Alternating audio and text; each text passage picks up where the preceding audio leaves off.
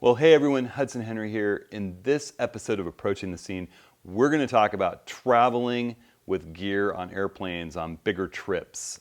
I'm going to take a few of your questions, and then I'm going to talk about how I approach selecting gear, what to leave behind, what to take with me, and how I travel with it safely on the airplane. So, first question I have is from Jim. He says, I need your help. I'm looking at a Gitzo GT35 43 XLS, a 3543 XLS. That's a really tall Series 3 tripod. 4-section carbon fiber tripod. I'm having a difficult time finding out if I can convert this tripod to a bowl and what parts I would need if I can. Sorry to bother you. What I'm looking for is a tripod that's somewhere around 70 inches in height.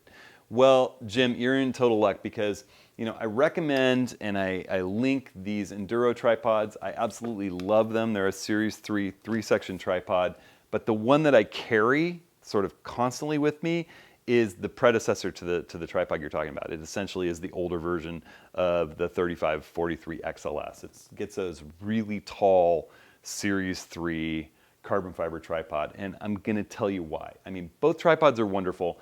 This one costs about half as much as this one, and yet, I can't quite do without the other. I think for most people, this Enduro, it gets right up to eye level. It allows you to get low to the ground. By default, it has a bowl at the top for mounting a fluid head. It also, you can just mount a half ball adapter in there, which I'll show you in a second here. And that lets you get, any kind of head, a ball head, whatever you want on there. The later versions of these that I link actually come with a plate, and you can swap it out, and their system actually comes with a ball. I forgot, this is the older version that I have. The newer version has a removable plate, which is the same thing that the Gitzo has. It comes with a removable plate. You just twist a little knob on the side, lift the plate out, and you can put a bowl in, a 75 millimeter bowl. Both tripods are the same that way. You just get a little bowl. I've got those bowls linked in the ATS links. You can see those links right here. There's a pop-up in the video. There's also on my blog, I put these videos up on my blog, and there's always a link to the gear right off the video. So at hudsonhenry.com, blog, you'll see this and you'll see the link.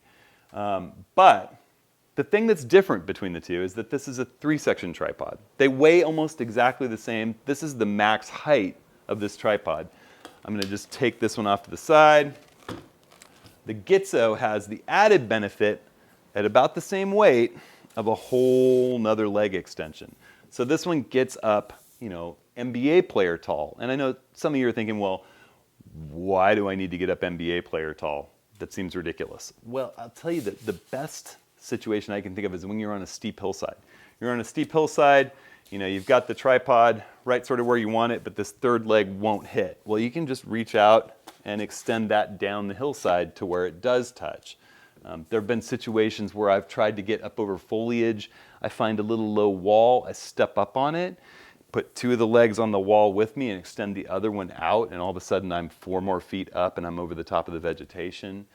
There's also situations where you just want a different perspective and you're traveling with a carload of gear and you have a little stepladder and you can just go up to 79 inches high and get your camera up 85 inches off the ground and get a different perspective looking down. It's really, really nice to have a long tripod. And correct me if I'm wrong. If anybody can find a Series 3 lightweight carbon fiber tripod that's the same weight and height as the 3543 Gitzo that's cheaper, let me know. But unfortunately this tripod's in the $1,000 range without a head. So it's a very expensive set of legs. All you need to adapt it for a bowl is this little part. The Gitzo one is quite expensive. Someway Photo makes one that I use, and I've got a link for that in the links I was talking about. So simple, easy, and what that bowl essentially is going to allow is for you to take one of these fluid heads, which I love so much, drop it in here, and then this just threads on and clamps, and you can get the ball level. It's a flat half ball, and basically there are 3 little set screws. So whether you put it on a ball head, whether you put it on a fluid head, you just lightly tighten it and then set those 3 set screws with an Allen wrench, and it's locked together. So you don't have to worry about it ever coming loose, and it's real easy to get on and off. So there you go.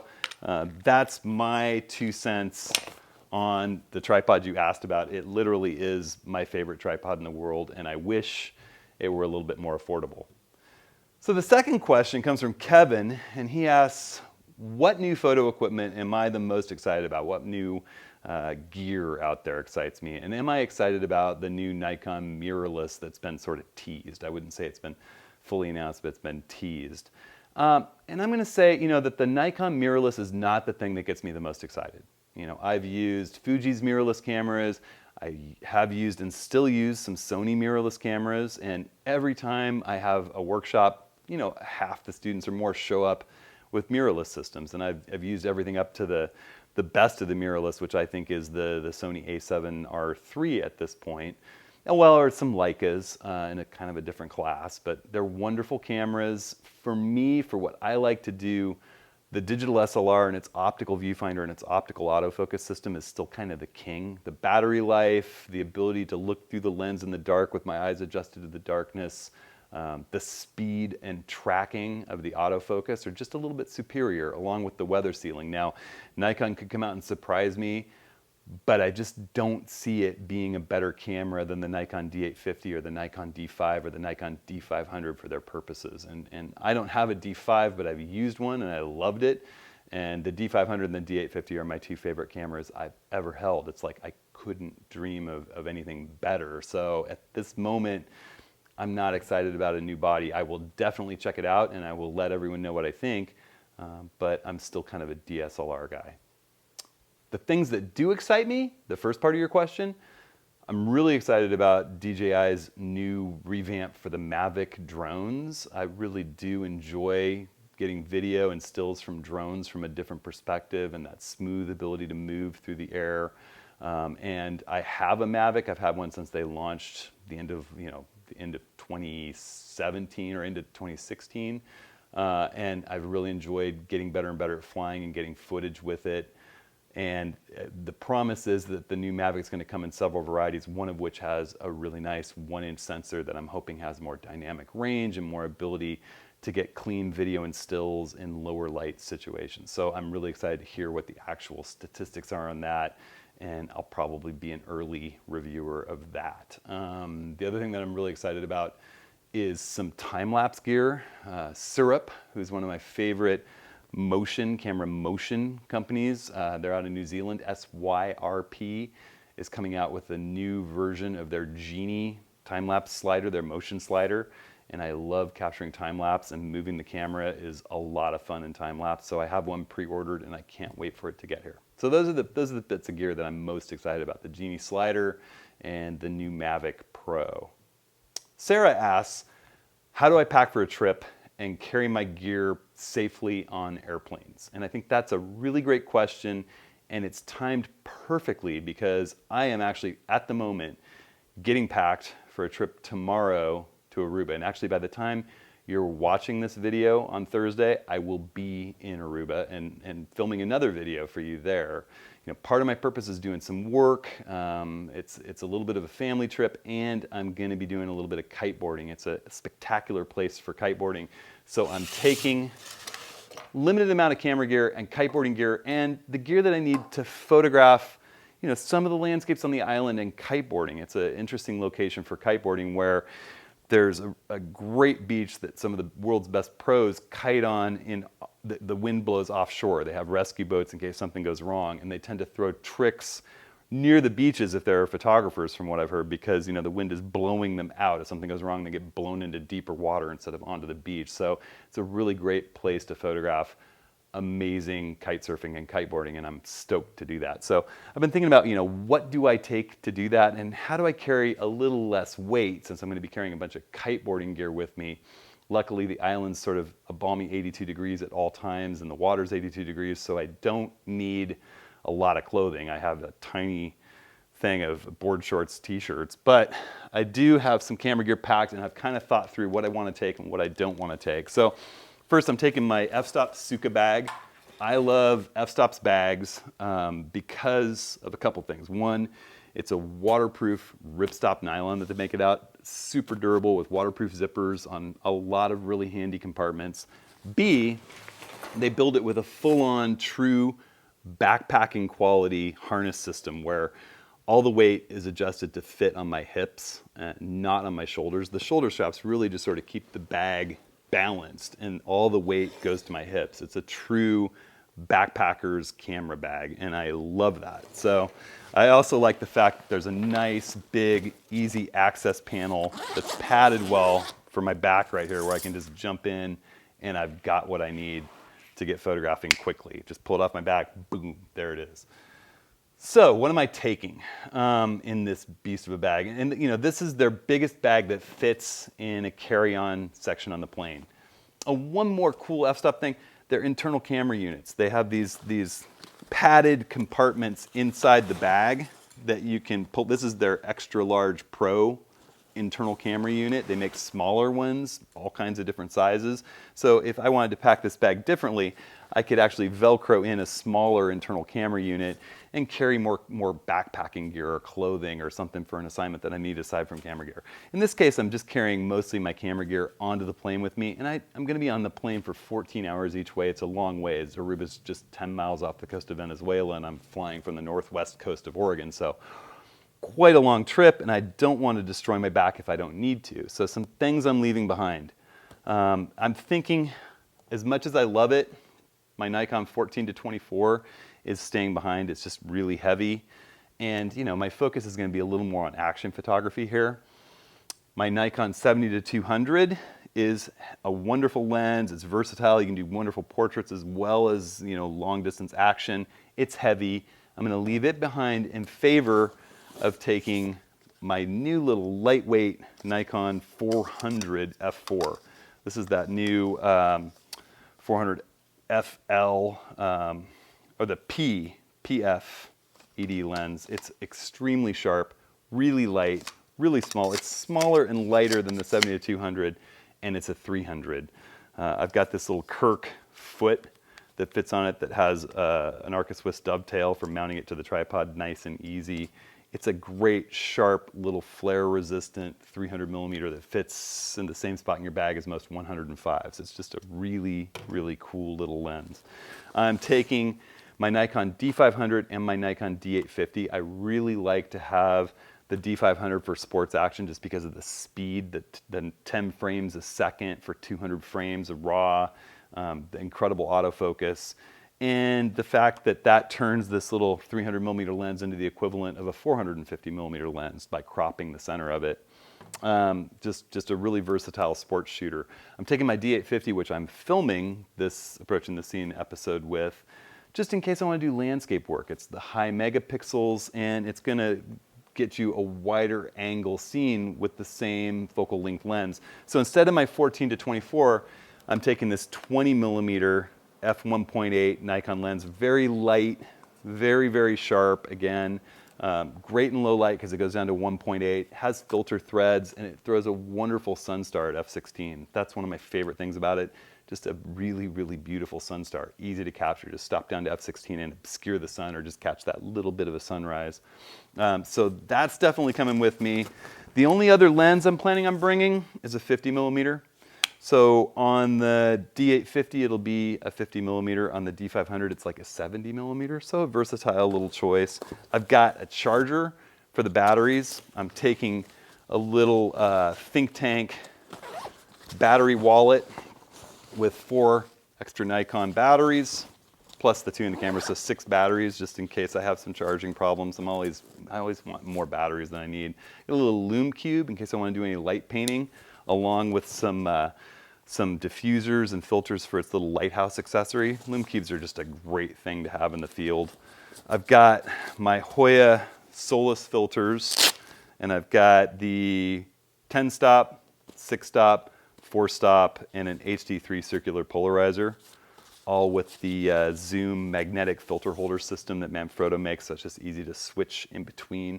I've got adapter rings and Allen wrenches for every size that I might need right here in this little pocket in the Suica that's easily accessible whenever I have the bag open.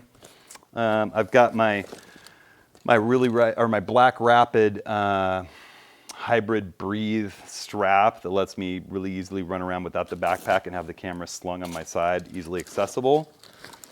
And I've got the gear I need to capture panoramas, advanced panoramas, just in case I want to do some kind of a cool panorama. I don't have the 14 to 24. Maybe I want a wider angle scene with the D850 than I can get with a 20. I'll just flip it vertical and do a panorama to capture that same scene. So aside from that, you know, in the rest of the bag, I've got my standard headlamp. I've got a cable release. I've got some gaff tape in case I need it. A few more bits of gel, some just standard kind of color temperature orange warming gel, some cellophane that's orange in case I want to gel a light source and warm it up.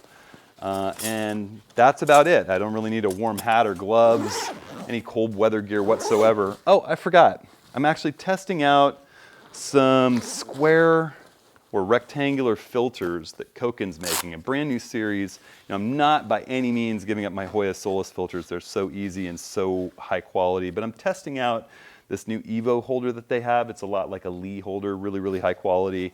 And I'm carrying some graduated neutral density filters. I know a lot of you are like, oh, Hudson says you don't need graduated neutral density filters anymore. And that's pretty much true for stills, except in the wildest of situations. But for time lapse or video, graduated neutral density can just be magical, because you can't do the same level of post-processing. You can't combine HDR frames in video or time lapse because the time's flowing by too quickly. You need to be capturing it all. So they can be great. And as long as I have it, I have a 10-stop and a 5-stop. These are glass filters that Koken's making. It's their new Nuance Extreme. They claim that they're as color neutral as the Hoya filters that I use, the Solus filters, and I'm going to test that theory and let you know what I find out. So I got that, and of course a cleaning kit, sensor cleaning kit, a blower brush, some Zeiss wipes, of course I got my rocket blower, some microfiber cloths and a Ziploc in here to keep them ready in case I need them. Just all that stuff, and that's essentially it. Of course, each and every one of my lenses, because I'm going to be photographing in conditions with potential blowing salt water and sand, have an HD3 UV Hoya filter in front of them just to protect them. That's the kit. So the question is, how do I carry this all on the plane? This is going on my back. It's not leaving my side. I'm going to put it in the overhead. I'm always make sure that I'm lined up at the first opportunity to get on the plane so they don't run out of overhead room.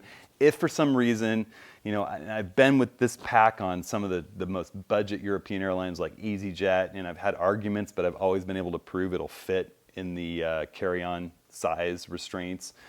If I ever had a major problem, one nice thing about the internal camera units are they have a lid that zips over them that you can pull out. You could zip it shut, unclip it from the bag, pull it out the top of the bag, and stick it under the seat in front of you so you don't lose those critical pieces. If you're going to do that, make sure you grab your battery charger and your batteries so that you don't potentially lose those too, because having your camera gear and no batteries is just as bad as not having your camera gear on the trip. And for the tripod, I have a couple different ways I travel. This time, because I'm taking kiteboarding gear, I have a bag made by this company, Neil Pride, and I'll put a link up on the ATS links along with all the other links, and that link's right here too. But I have a bag by Neil Pride that unzips, and it looks like a giant golf bag, says golf on it. And the great thing about airlines and golf bags are that they fly just like standard luggage. I mean, you still need to keep them under 50 pounds, but you don't get charged that additional sporting goods fee that sometimes airlines charge for kiteboards or surfboards. Sometimes it costs, $100 or $150 each way for a bicycle or a surfboard or a kiteboard for some reason, whereas golf equipment goes for standard luggage. So this says golf on it. It's big enough to hold my kiteboard and this tripod and fluid head without even taking the head off the tripod. What I often travel with is an LL Bean extra large rolling duffel. They make several sizes. Make sure you get the biggest one.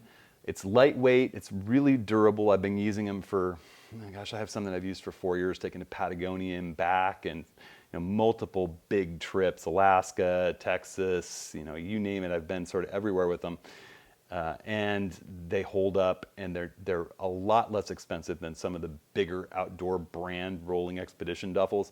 They got a nice pop-out handle, you can roll them right along. And what I tend to do is I'll put my clothes and stuff sacks or clothes organizers, lay them in, put the tripod in, lay more clothes in, and then they have little cinches across the top, and you just roll it in and hand it into carry-on. It's just a big rolling duffel. So that's my trick for traveling with gear. I'm looking forward to Aruba. Just know I'll be kiting and photographing while you're watching that, and I'll share some of that with you when I get back.